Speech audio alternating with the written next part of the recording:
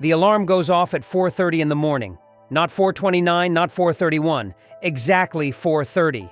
That's when Marcus's day begins, every weekday without fail. The kind of early that most people only see when they can't sleep, when something's gone wrong, or when they're catching a flight they'll regret booking. But for Marcus, this is just Tuesday. Just another day in the life of a DHL courier. He doesn't hit snooze, never has. There's something about this job that doesn't allow for that luxury. The packages don't care if you're tired.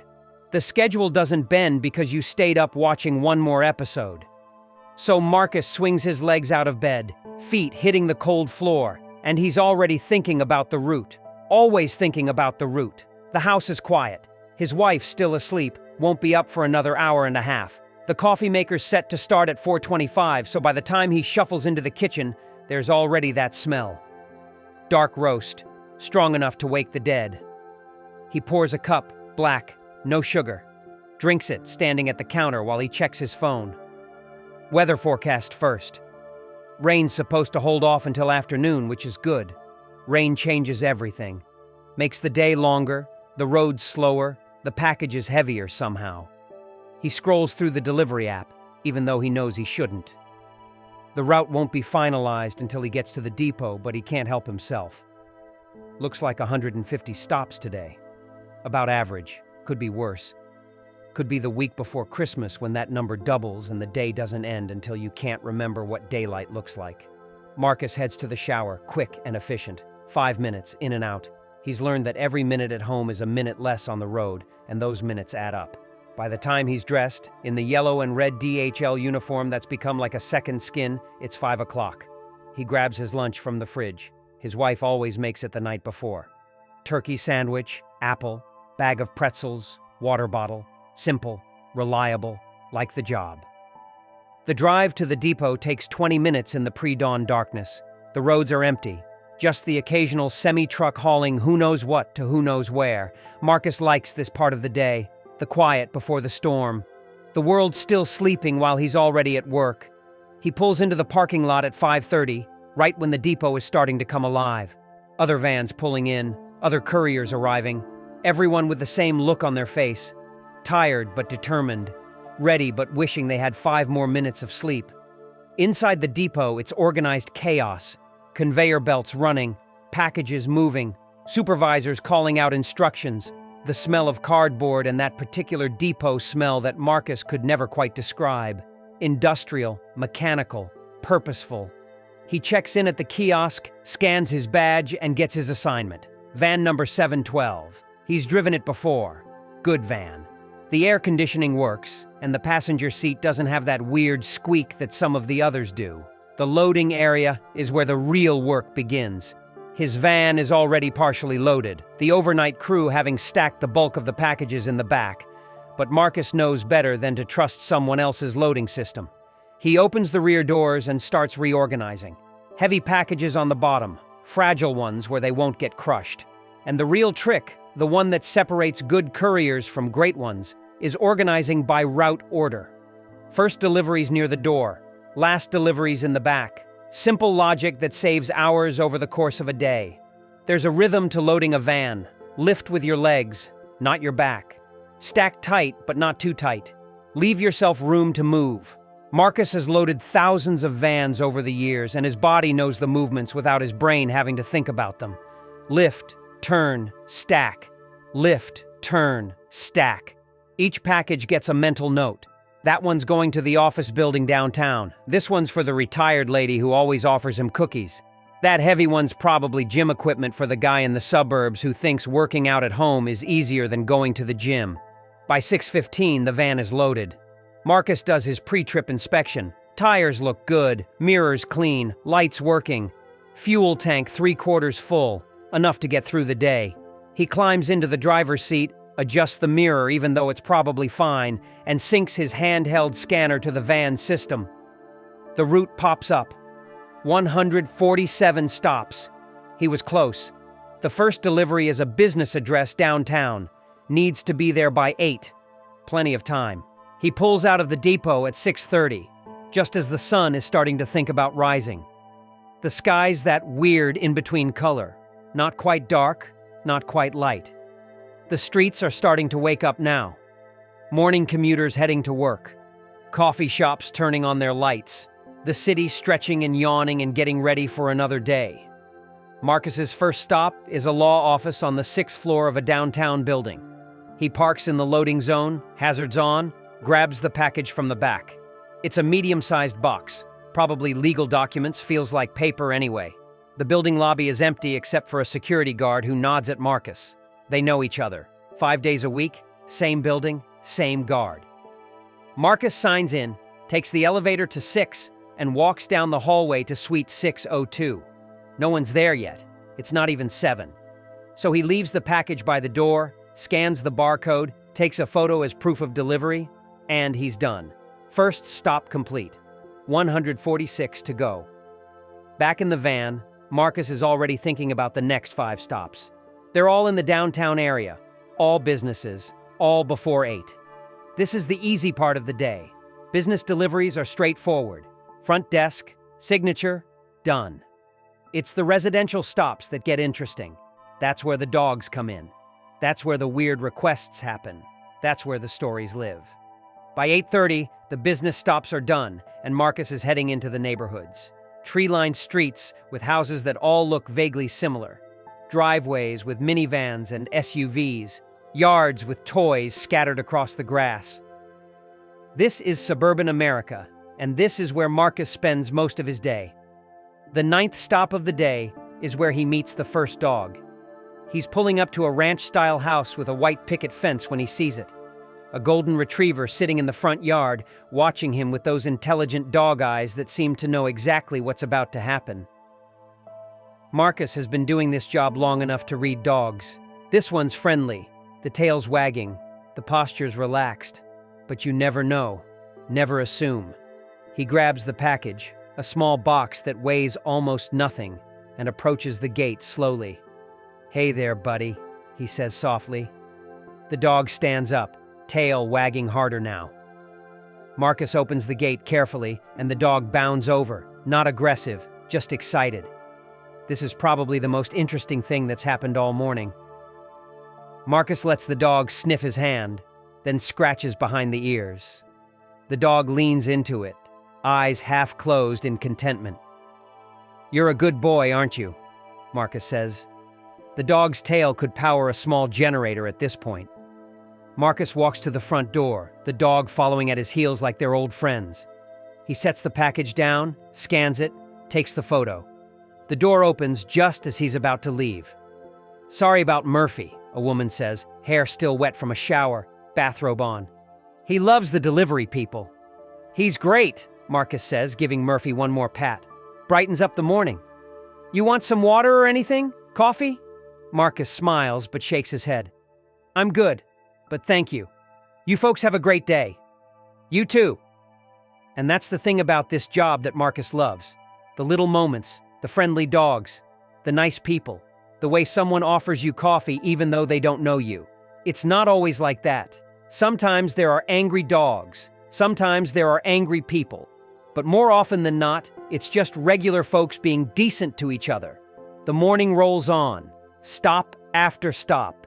Packages of all shapes and sizes. A big box for a house with a long driveway. A small envelope for an apartment on the 3rd floor. No elevator. A delivery to a business that's not open yet. So Marcus has to leave it by the door and hope for the best. Each stop is its own little puzzle. Where's the best place to park? Which door do they actually use? Is there a dog? Is someone home? Around 10:30, Marcus hits stop number 43, and this is where things get interesting. It's a house in a neighborhood he knows well, but the delivery instructions are unusual. Please knock 3 times, wait 10 seconds, then knock twice more. Do not ring doorbell. Baby sleeping. Marcus reads it twice to make sure he's got it right. Okay then, 3 knocks, 10 seconds, 2 knocks. He walks up to the house, a modest 2-story with toys scattered across the porch. He knocks 3 times. 1, 2, 3. Then he counts in his head. 1 Mississippi, 2 Mississippi, all the way to 10. Then 2 more knocks. He feels ridiculous, but hey, the customer's always right. The door opens almost immediately.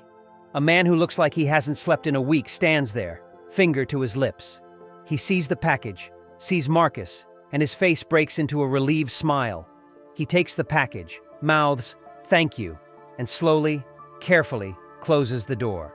Marcus hears a baby crying in the background and understands. New parents. Trying anything to get the kid to sleep. He's been there. His youngest is 12 now, but he remembers those days. The desperation for silence. The weird rituals that might help. He gets back in the van smiling. This job, man. This job. By 11, Marcus has made it through about half his stops. His stomach's starting to remind him that early morning coffee was a long time ago. But lunch is still an hour away. He's got a rhythm going now. Park, grab package, deliver, scan, photo, next. Park, grab, deliver, scan, photo, next. It's almost meditative when you get into it. The repetition, the movement, the constant forward progress. Stop 59 is an apartment complex, one of those massive ones with 8 buildings and a layout that makes no sense. The GPS says he's arrived, but arrived where? Building F, apartment 327. He drives around until he finds Building F, parks in a visitor spot, and checks the package. It's heavy. Really heavy. He checks the label. Exercise equipment. Of course it is. It's always exercise equipment in apartment buildings. Never the ground floor either. Always the 3rd floor. He hoists the box, feels the weight of it, and starts walking. The building's elevator is out of order. There's a handwritten sign taped to the door. Elevator broke. Sorry. Perfect. Just perfect. Marcus looks at the stairs, looks at the box, and sighs. This is part of the job too. The part they don't talk about in the hiring brochure. He starts climbing. The box isn't just heavy, it's awkwardly shaped. Wide and flat like a folded treadmill or something similar. By the 2nd floor, his arms are burning. By the 3rd floor, he's breathing hard. He finds apartment 327, sets the box down to catch his breath, and knocks. No answer. He knocks again. Still nothing. He checks his scanner. No special instructions. No note saying, "Leave it at the door." Marcus makes a decision. He's not carrying this thing back down. He scans the package, marks it as left at door, and takes a photo. If the customer complains, they'll deal with it then. He heads back down the stairs, legs grateful for the lighter load, and makes a mental note to hit the gym more often, or at least walk more, or something. His body's reminding him he's not 25 anymore. Back in the van, he checks his progress. 60 stops down, 87 to go. He's right on schedule, maybe even a little ahead. He decides to take his lunch break now while he's ahead. There's a park a few blocks away, one he's been to before. Quiet spot under some trees where he can eat his sandwich and just be still for 20 minutes. He pulls into the park, finds a spot in the shade, and cuts the engine. The sudden silence is almost jarring. For the first time since 4:30 this morning, he's not moving. Not driving, not walking, not lifting, just sitting. He unwraps his sandwich and takes a bite. Turkey, lettuce, tomato, mayo. Same sandwich he's eaten 5 days a week for the past 3 years. But right now, it's the best sandwich in the world. He pulls out his phone and scrolls through messages. His wife sent him a text. "Hope you're having a good day. Love you." He smiles and sends back a heart emoji. His daughter sent him a TikTok. He doesn't understand it, but he laughs anyway and sends back a thumbs up. His son wants to know if he'll be home in time for dinner. Marcus does the math in his head. 87 stops, about 5 hours of work left depending on traffic and problems. He should be home by 6. He texts back, "I'll be there." 15 minutes into his break, another DHL van pulls into the park. Marcus recognizes the driver, Sarah, someone he's known for a couple of years. She parks next to him, rolls down her window. "Rough morning?" she asks. "Exercise equipment on a 3rd floor," Marcus says. "Elevator out." Sarah winces. "Been there. I had a couch once, like a whole couch. 4th floor. No elevator. I thought I was going to die." They laugh, the kind of laugh that only makes sense when you've both been there. The kind of understanding that comes from doing the same weird job in the same weird world. "How many you got left?" Sarah asks. 87. "I've got about 90. Gonna be a long afternoon." "Always is." They sit in comfortable silence for a moment, two people taking a break from the same grind. Then Sarah checks her watch. "All right, back to it," she says. "See you tomorrow." "Be safe out there," Marcus says. Sarah drives off, and Marcus finishes his sandwich. The break is over. Time to get back to work. He starts the van, pulls out of the park, and heads to stop number 61. The afternoon is different than the morning. The sun's higher now, beating down through the windshield. The traffic's heavier. Everyone's out running errands, getting lunch, going about their day. Marcus has to be more careful now, more alert, more patient. People pull out in front of him. Someone cuts him off at a light. A pedestrian crosses without looking. This is the part of the day where accidents happen, where the fatigue starts to creep in, where you have to really pay attention. Stop 72 is a house with a gate code. The delivery instructions say code is 1234. Marcus pulls up to the gate, punches in 1234, and nothing happens. He tries again. Nothing. He checks the instructions again. Definitely says 1234. He tries one more time, carefully pressing each button. Still nothing. He calls the customer. It rings 4 times, then goes to voicemail. "Hi, this is DHL. I'm at your gate, but the code doesn't seem to be working. Give me a call back." He hangs up and waits. 3 minutes go by. 5 minutes. The customer calls back. Sorry, a man's voice says. "The code is 01234. There's a 0 at the beginning." "No problem," Marcus says. "I'll get it taken care of." He punches in 01234. The gate swings open. Mystery solved. He drives through, delivers the package, and moves on. Just another little puzzle solved in a day full of them. Around 2:30, the weather changes. Those clouds that the forecast promised would stay away have decided to show up early. The first drops of rain hit the windshield and Marcus groans. Rain means everything takes longer. The roads get slick. People drive slower. Packages get wet no matter how careful you are. And worst of all, the cardboard gets heavy. Soggy cardboard might be the worst thing about this job. By 3 o'clock, it's a proper storm. Not terrible, but steady rain, the kind that soaks through clothes and makes everything miserable. Marcus pulls his hood up, but it doesn't help much. He's making a delivery to a house with no covered porch, and by the time he gets back to the van, his uniform's soaked. His shoes squelch when he walks. Water's dripping down his neck. He turns the heater on, even though it's not particularly cold, just to dry out a little.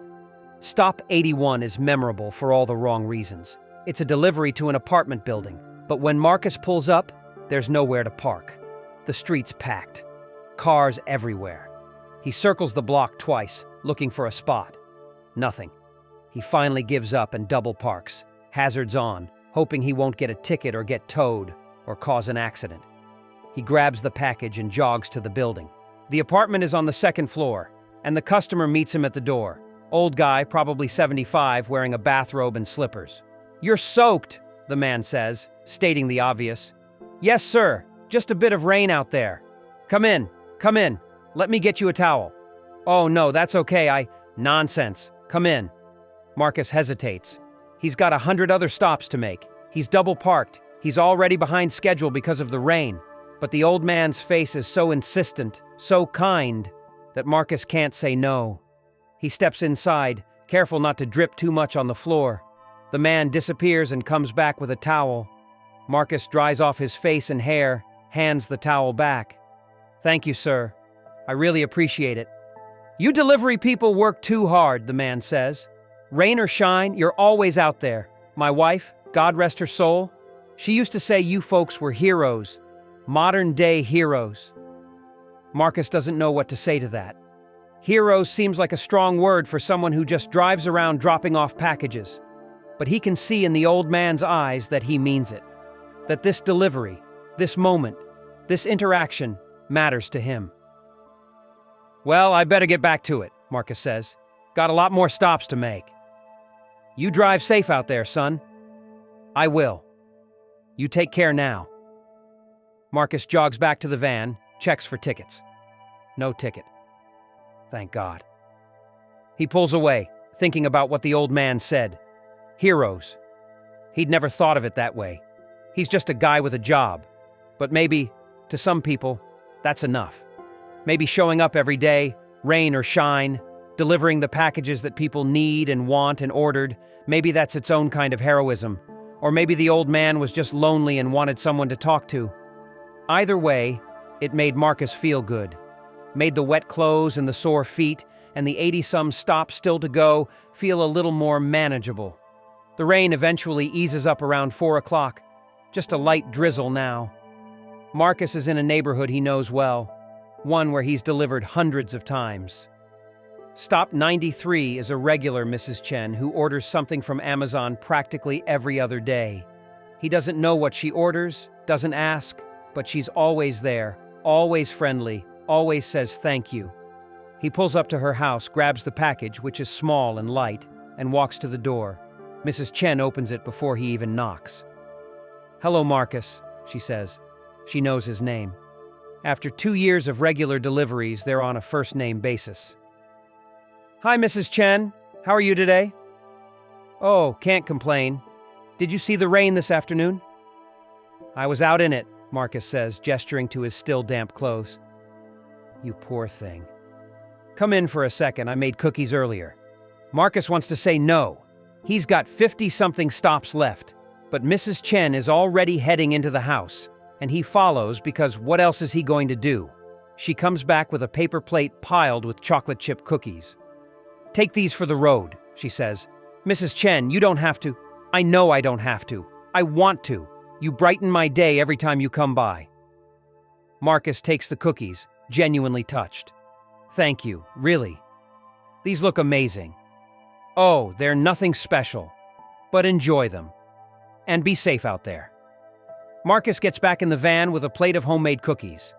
He immediately eats one while sitting at the next red light. It's warm still, the chocolate melty. It might be the best cookie he's ever had, or maybe it's just been a long day and anything would taste good right now. Either way, he's grateful. The afternoon wears on. More stops, more packages, more little moments. A college kid in his 20s, pajama pants and bedhead, signs for a package at 3 in the afternoon. A woman doing yard work who waves him down to ask if he has anything for her, disappointed when he doesn't. A house with a "Beware of Dog" sign where the dog in question is a tiny chihuahua that barks aggressively but couldn't hurt a fly. Around 5, Marcus is starting to feel it. His feet hurt, his back hurts, his shoulders hurt from all the lifting. He's been going since 4:30 this morning, and his body is ready to be done. But he's still got about 30 stops left. He does the math. If traffic's good, if nothing goes wrong, if every stop goes smoothly, he can be back at the depot by 6:30, home by 7. That's the goal. That's what keeps him moving. Stop 112 is different. It's a business, a small insurance office, and the package is labeled "Fragile" in big red letters. Marcus carries it carefully like it's made of glass. The office is closed, lights off, door locked. He checks his scanner. Special instructions. If after 5, leave with neighbor at Suite B. Suite B is next door, a chiropractor's office. The door's open, and Marcus walks in. The receptionist looks up from her computer. "Hi, I've got a package for the insurance place next door. They said to leave it here?" "Oh yeah, happens all the time. I'll make sure they get it." Marcus hands it over, gets her to sign on his scanner, and that's that. Problem solved. Another little puzzle piece fitting into place. The sun's starting to set now. That golden hour when everything looks a little more beautiful than it did an hour ago. Marcus is in the final stretch. 20 stops left, 15, 10. Each one checked off the list. Each one bringing him closer to home. Stop 137 is a house at the end of a cul-de-sac. Young family, he can tell by the toys in the yard. The package is big, probably something for the kids. Marcus carries it to the door and knocks. A little girl, maybe 6 years old, answers the door. Her dad appears behind her a second later. "Hi there," Marcus says. "Got a package for you." "Is it my dollhouse?" the girl asks, bouncing on her toes. "I don't know what's inside," Marcus says, smiling. "But it might be." The dad signs for it, and the girl squeals with excitement. "It is! It's my dollhouse. Dad, can we open it now?" "After dinner, sweetheart." Marcus walks back to the van and he can hear the girl's excited chatter fading behind him. That's the thing about this job. He gets to be part of these moments. Not in a big way, not in a way anyone would notice or remember, but he delivered that dollhouse. He was part of that little girl's happiness, and that feels good. That feels like something. The last few stops blur together. An apartment building, a business, a house with a barking dog behind the fence, and finally, stop 147, the last one. A simple delivery to a duplex, no one home, package left by the door. Marcus scans it, takes the photo, and that's it. Day complete. Every package delivered, every stop checked off. He climbs back into the van, lets out a long breath, and just sits for a moment. His feet hurt. His back hurts. He's been going for 13 hours with only a 20-minute lunch break. But he did it. 147 stops, all delivered. The satisfaction is real. The sense of completion is real. This is what keeps him coming back. Not just the paycheck, though that helps, but the feeling of finishing the job, of doing what needed to be done. The drive back to the depot is quiet. The radio's off. The streets are calmer now. Rush hour mostly over. Marcus thinks about the day. The friendly dog. The old man with the towel. Mrs. Chen's cookies. The little girl's dollhouse. All these little moments that add up to something bigger. He pulls into the depot at 6:45. A little later than he wanted, but not bad considering the rain and the traffic. He parks the van in its spot, does a final check to make sure he didn't miss anything, and heads inside to check out. The supervisor gives him a nod. Good day? Not bad, Marcus says. Got everything delivered. That's what I like to hear. See you tomorrow. See you tomorrow. Marcus walks to his car, gets in, starts the engine. The drive home takes 25 minutes now with evening traffic. He's tired, really tired. The kind of tired that seeps into your bones. But it's a good tired, an earned tired. He pulls into his driveway at 7:20. The lights are on in the house.